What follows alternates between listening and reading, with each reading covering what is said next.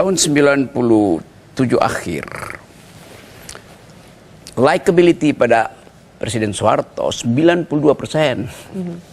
Dan dalam 2 bulan dia jatuh gitu. Itu soalnya. Jadi ada semacam energi yang nggak mungkin dibaca oleh si penguasa. Fakta gitu.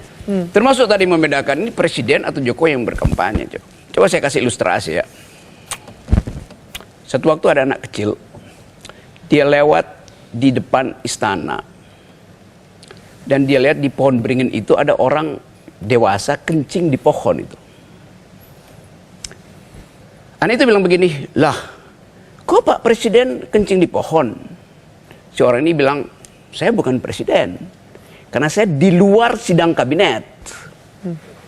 Lalu anak itu bilang begini, iya tapi saya lihat tiap hari Bapak ada di televisi itu, di depan pers, pasti Bapak Presiden. Dia masih ngotot, dia bukan presiden. Memang betul dia bukan presiden pada saat itu tuh. Tetapi bagi si anak kecil bagaimana bedainnya tuh kan?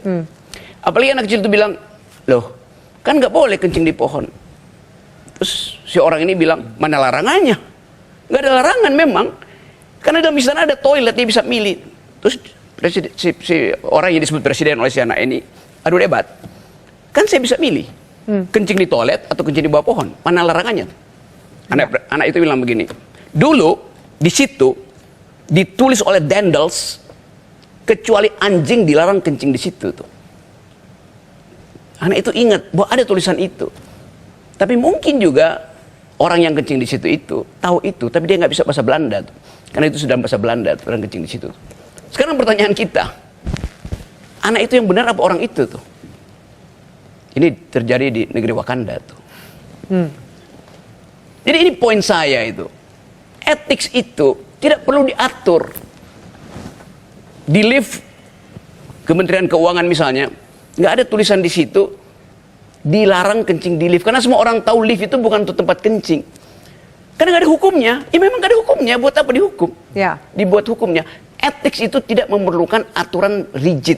Justru karena orang punya otak. Bagaimana jadi pegangan etika bersama supaya apa yang dipegang itu satu nilai yang sama? Ada prinsip. Demokrasi itu habits of the heart. Diucapkan oleh Tocqueville. Di Amerika. Yang menganggap bahwa ngapain ada undang-undang kalau saya bisa bercakap-cakap secara etik itu. Yang salah di sini juga adalah soal etik, kode etik, moral, segala macam. Presiden Jokowi tadi apa DKPP itu dia ketua KPU ditegur oleh DKPP karena melanggar etik satu poin.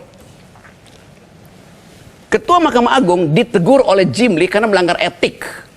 Itu tidak setara etik di situ. Ketua MK maksudnya? Ya, ketua MK itu.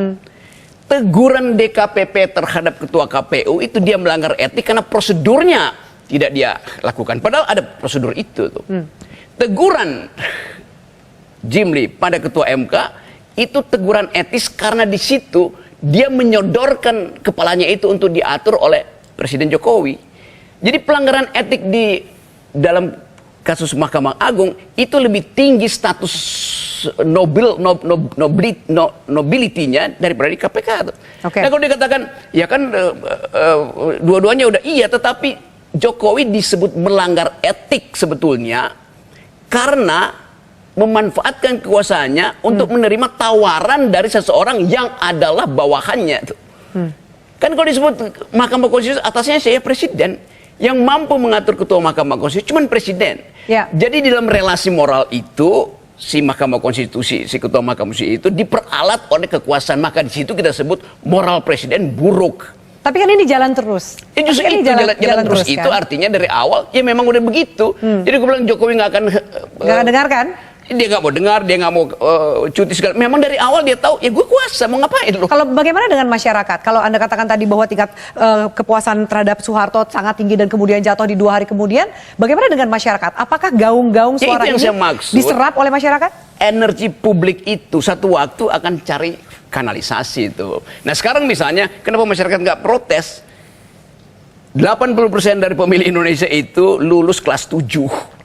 Tidak lulus SMP artinya bagi dia beras itu BLT itu lebih berguna Penting. dari debat panggung demokrasi itu. Ya. Kan itu dasarnya kan. Nah karena itu Jokowi juga tahu itu. Mending pelihara orang miskin supaya mudah diarah-arahkan. Mending ciptakan kedunguan supaya mudah dimanipulasi kan itu. Jadi secara moral Jokowi ini melanggar 2 tugas konstitusi. Konstitusi kita cuma katakan tugas presiden lepas dari visi misi dia itu 1 pelihara fakir miskin, 2 cerdaskan kehidupan bangsa. Dua-duanya itu dia tidak lakukan karena dia menunggangi kedunguan dan menunggangi kemiskinan untuk memperpanjang dinastinya. Jadi saya itu diminta ketemu Pak Rosan di tengah-tengah pergolakan ini mau menuju ke sini. Pak Rosan minta saya gabung di 02. Saya sampaikan Pak Rosan, kenapa saya mesti gabung 02? Saya ini akademisi, saya ada di mana-mana. Toh saya bantu Pak Prabowo minta apa nih untuk bikin roadmap pertahanan kalau jadi presiden. Saya di tim itu Pak. Oke. Lalu dia bilang nggak bisa, harusnya Mbak Kolin lebih clear, pakai baju biru muda masuk. Saya bilang, sebentar sebelum saya bilang apa dulu, saya mau tanya, emang Pak Prabowo ini bakal jadi presiden berapa lama? Ini nyampaikan Pak Rosan loh, duta besar kita mantan di Amerika. Jadi rencananya 2 tahun,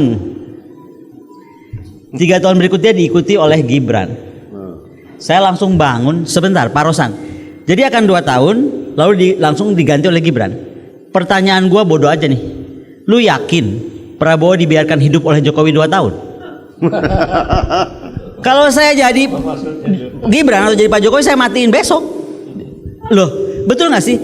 Kalau dia bisa mengkhianati Ibu Megawati Soekarno Putri dengan segala perjuangan yang menjadikan dia ada di istana sampai 2 kali, ada jadi gubernur Jakarta, ada jadi wali kota, apa bedanya dia bisa bunuh Pak Prabowo di tengah jalan?